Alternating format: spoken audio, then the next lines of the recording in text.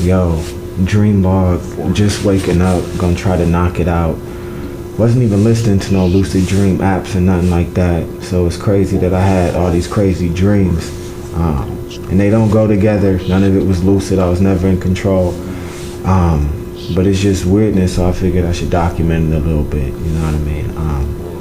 Alright, first one, I'm chilling with a girl I know. And we're at her house, apparently.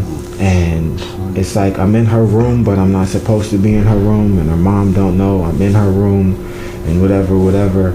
So it's kind of like a spooky feeling a little bit.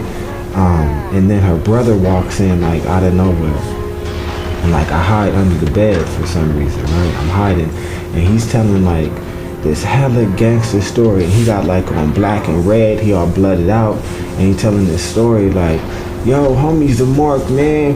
We went over there with the homie school up. He pulled out the Glock. He was like, blah, blah. He started blasting at him. That little mark, he was like, leaning back. But the crazy thing was like, it was like a pole or like a mic stand.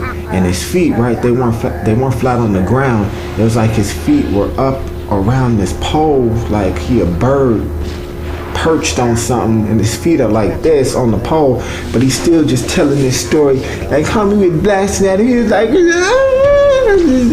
and like that was kind of funny actually, but I was still just kind of scared and hiding under the bed. Like if this crazy perching gangster dude find me under the bed, what the hell is he gonna do to me if he blasting these other fools up? And you know what I'm saying, I'm in there with his sister, so he leave, I don't get caught. Apparently like the dream kind of changed because we're still in the house, but now we can come out into the hallway area and the living room area, and it's like we're not scared of getting caught no more. And basically we in the hallway, and she's trying to help me stretch, like bend over and touch my toes, and I can't do it. I'm having all kind of problems. My knees keep bending, like all kind of retarded shit, right? Finally we in the living room, and she say sit down, and then I'm sitting down, and then she pushing me to touch my toes, and I finally can like grab my toes like this, and then she stands me up, and she like, see, I knew you could do it, and keep doing it with a straight leg and all that.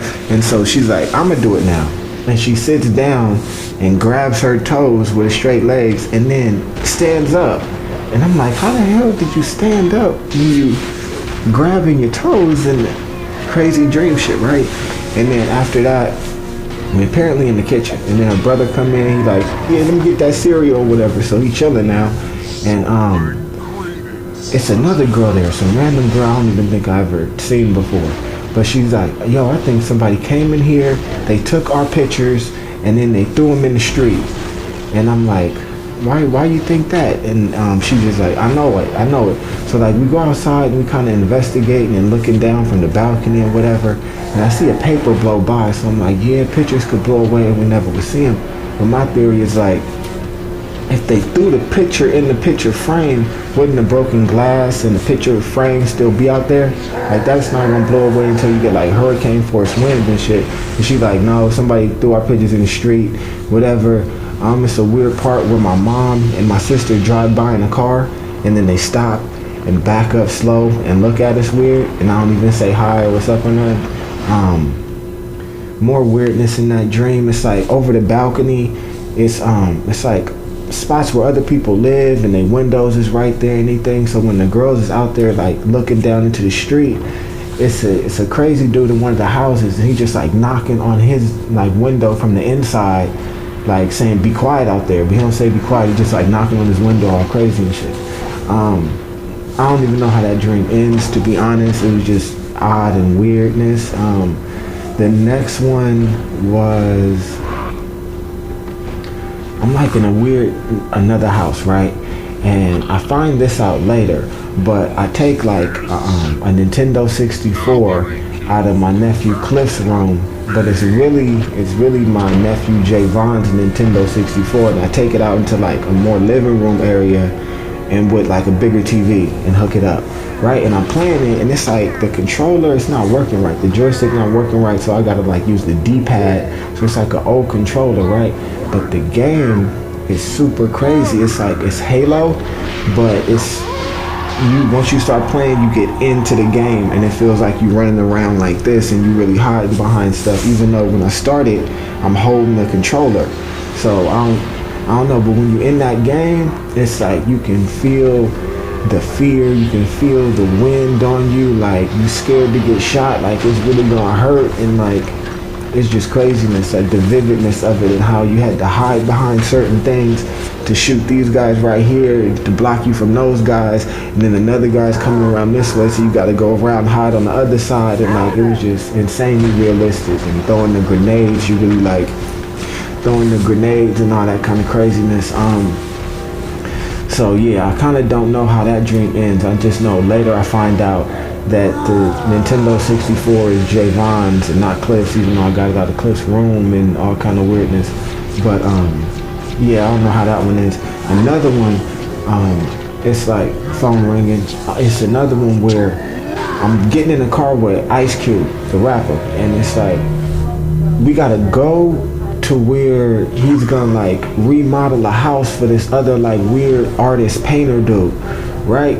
So we finally get there, and we going up to the house, and the artist is like explaining, yeah, it's not stairs right here, because when I first got to the house, I did a weird little dancing twirly move where he curved up, and so he built this like weird dirt path that curled up, and it's like it reminds me of the music and the song or something. And so Ice Cube just kind of laughed, and he don't take the long weird gay ass twirly dancing way up. He just like step over the pass, and he like do do do do do, and you know he like, yeah, you should fix that and just put like some normal stairs right here a little bit. We walk into the house, and it's like weird rocks in the dirt and logs of wood in the dirt, and like we like, yeah, you need to put at least a little sidewalk where people could walk normal. Like, how would movers even move in on this weird ass rocky wooden thing? So he like, yeah, the artist dude is like taking notes and shit to fix. We get in the house, it's like instantly Ice Cube is saying like, yeah, this room right here is way too artistic. You got weird patterns and shit that don't go together. He's like, you gotta fix this, move this right here, do this, and so like it's movers and construction people there right there that start moving this stuff and doing it like instantly, right?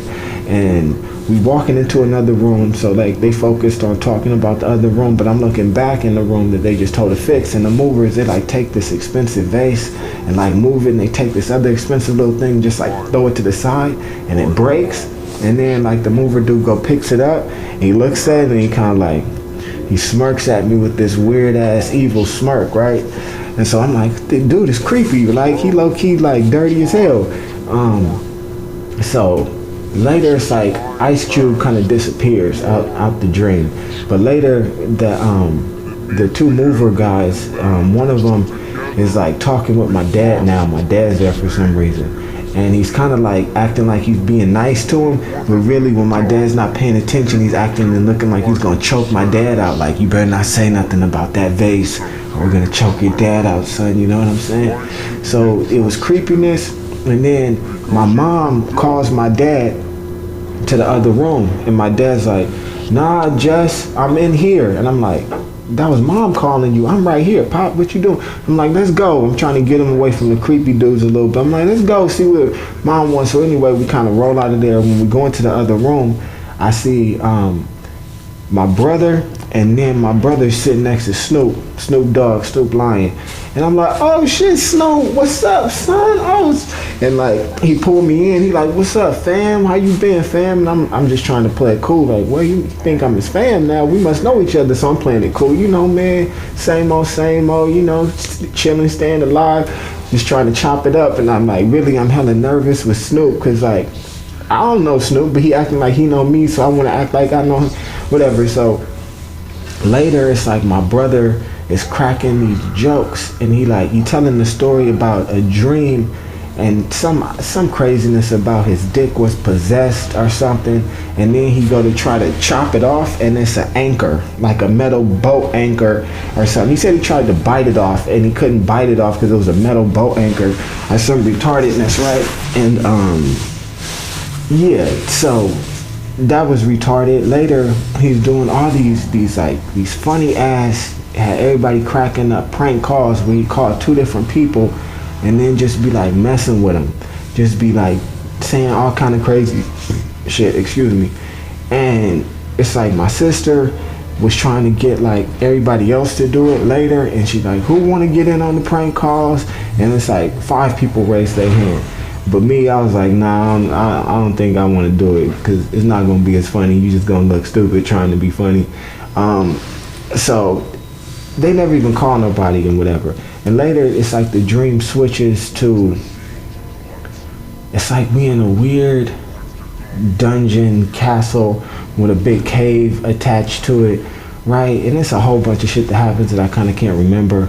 But at the end, we're running out from all these like small ass bat evil things, right? That I don't know what they'll do. They'll eat you. They'll do, you know, we're trying to get away from them, and we running, and it's like at the last minute where we could kind of get out, it's like the people are trying to turn and fight, but it's like this girl saying, no, get out, we gotta run, we can make it to the door. So they all run and start making it to the door, and the door like closes, and you can see the daylight like get shut out, right? And so like they're stuck in there in the dark, but then somehow they got out, right?